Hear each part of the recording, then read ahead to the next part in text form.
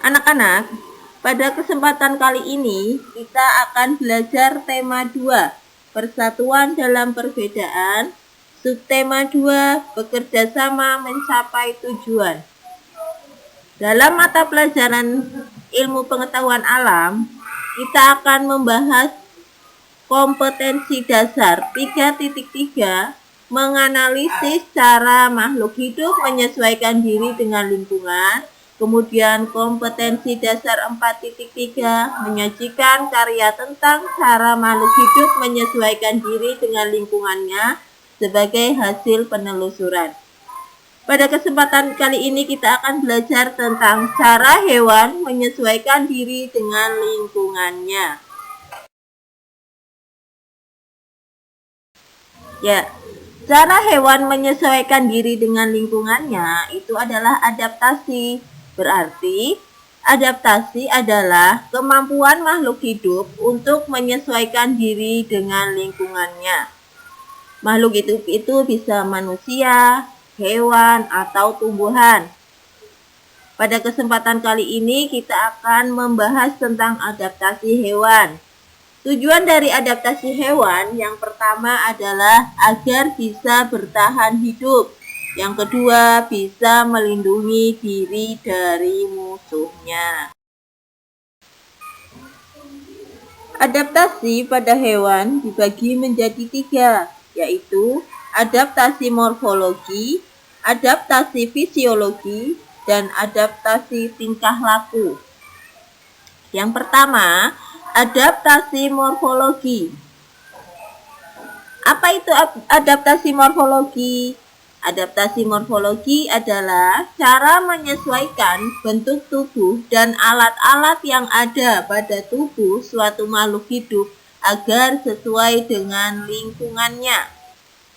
Bentuk adaptasi morfologi ini mudah dikenali dan diamati karena dapat dilihat dari bentuk tubuh atau salah satu organ tubuh.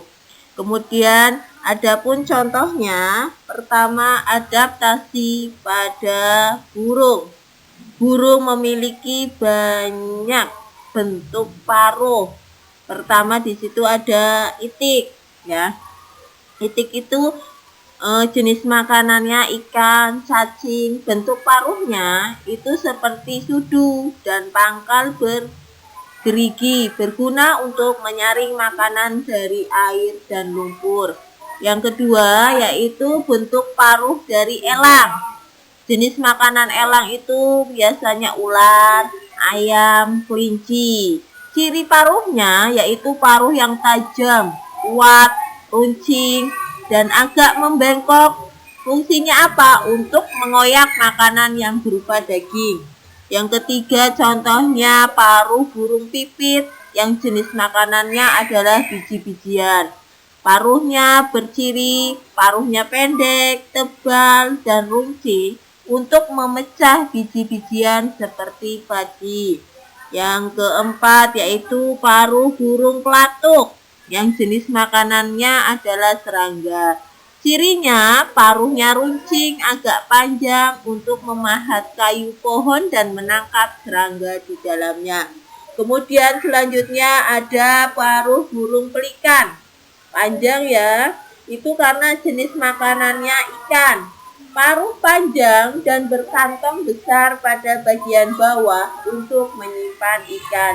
Kemudian ada juga paruh dari ayam, ya, yang jenis makanannya biji-bijian, cacing yang ada di dalam tanah.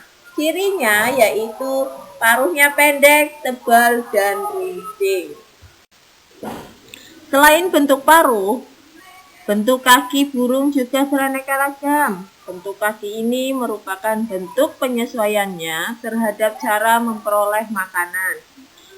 Di situ ada contohnya yaitu bentuk kaki ayam. Ciri-cirinya memiliki 3 jari menghadap ke depan dan 1 jari bagian belakang tidak tumbuh sempurna. Itu adalah ayam dan burung unta. Biasanya fungsinya untuk mengais-ngais makanan yang ada di dalam tanah. Kemudian bentuk kaki perenang, ya. yaitu ciri-cirinya jari kakinya berselaput, contohnya itik dan angsa. Yang ketiga yaitu bentuk kaki burung pemangsa. Di situ terlihat jari kakinya pendek, kukunya melengkung tajam dan cakar kuat untuk mencengkram mangsanya. Contohnya yaitu burung elang dan burung raja wali. Kemudian ada kaki burung yang pemanjat. Cirinya yaitu jari terdiri atas 4 dengan 2 jari berada di depan dan 2 jarinya berada di belakang. Contohnya adalah kaki burung pelatuk yang memanjat pohon, itu fungsinya. Kemudian yang kelima yaitu kaki burung petengger. Ya, cirinya yaitu jari kaki panjang dan telapak kakinya datar untuk bertengger di ranting-ranting pohon. Contohnya burung kutilang dan burung kenari ketingkring di atas pohon itu. Selanjutnya, contoh adaptasi morfologi pada serangga, yaitu ada beberapa jenis mulutnya. Ya, ada yang pertama mulut pengisap, bentuknya seperti belalai yang bisa dijulurkan atau digulung, bisa dijulurkan dan digulung juga. Contohnya pada kupu-kupu untuk mengisap madu dari bunga. Yang kedua ada jenis mulut penusuk dan penghisap. Itu bentuknya tajam dan panjang. Itu contohnya pada nyamuk untuk menusuk kulit manusia kemudian menghisap darah. Yang ketiga ada jenis mulut penjilat. Terdapat lidah yang panjang.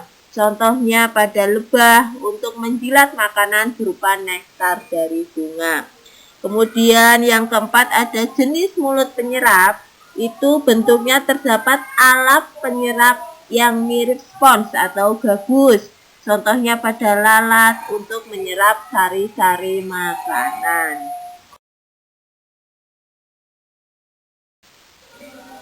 Bentuk adaptasi yang kedua yaitu adaptasi fisiologi.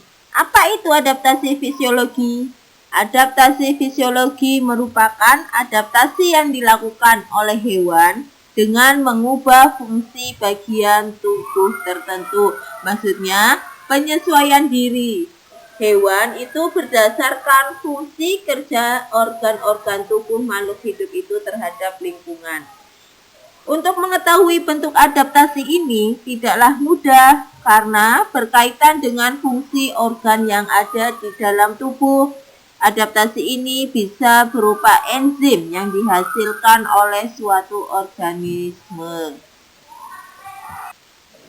Contoh hewan yang melakukan adaptasi fisiologi yaitu hewan ruminansia, yaitu hewan pemamah biak, misalnya sapi, kambing, kerbau. Karena makanan hewan tersebut adalah rumput-rumputan. Di dalam saluran pencernaannya terdapat enzim selulase. Enzim ini berfungsi untuk mencerna selulosa yang menyusun dinding sel tumbuhan. Dengan enzim selulase, maka makanan akan lebih mudah dicerna. Adaptasi yang ketiga yaitu adaptasi tingkah laku. Adaptasi tingkah laku adalah penyesuaian organisme terhadap lingkungan dalam bentuk tingkah laku. Adaptasi ini dilakukan dengan membuat tingkah laku yang berbeda dengan hewan lain. Contohnya, paus secara berkala muncul di permukaan air untuk menghirup udara dan menyemprotkan air. Tujuan paus melakukan tindakan demikian karena alat pernapasannya berupa paru-paru tidak dapat memanfaatkan oksigen yang terlarut di dalam air.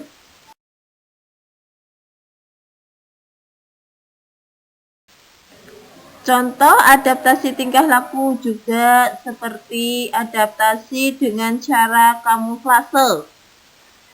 Kamuflase yaitu salah satu cara menyesuaikan diri dengan menyamarkan tubuh pada lingkungan sekitarnya. Adaptasi ini berfungsi untuk melindungi diri dari bahaya dan menyamarkan identitas agar tidak mudah dikenali oleh mangsa. Dengan berada di tempat yang warnanya sama, Hewan tersebut berharap musuh sulit untuk menemukannya. Contohnya di situ ada belalang sembah, ya, warnanya hijau seperti daun, jadi dia itu hinggap di daun. Atau belalang sawah juga kan ada, belalang itu hidupnya di tanaman padi, jadi musuh itu sulit untuk menemukan belalang.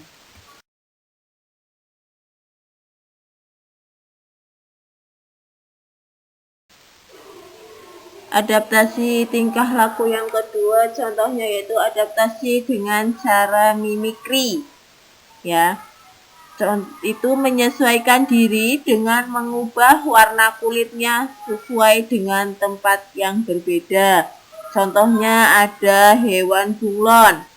Ketika bunglon itu berada di batang kayu, warna kulitnya berubah, ya, seperti warna batang kayu, ya, yang mulanya jadi hijau menjadi kecoklatan atau bahkan kehitaman atau sebaliknya. Ketika si bunglon itu hinggap di daun, warna kulitnya akan berubah jadi hijau.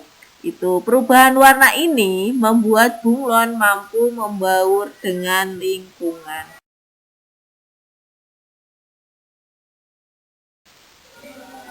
Bentuk adaptasi yang kedua yaitu adaptasi fisiologi. Apa itu adaptasi fisiologi? Adaptasi fisiologi merupakan adaptasi yang dilakukan oleh hewan dengan mengubah fungsi bagian tubuh tertentu. Maksudnya, penyesuaian diri hewan itu berdasarkan fungsi kerja organ-organ tubuh makhluk hidup itu terhadap lingkungan.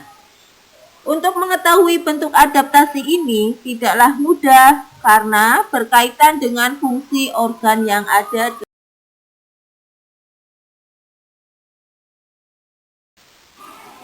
Contoh adaptasi tingkah laku yang keempat yaitu adaptasi dengan cara menggulungkan diri.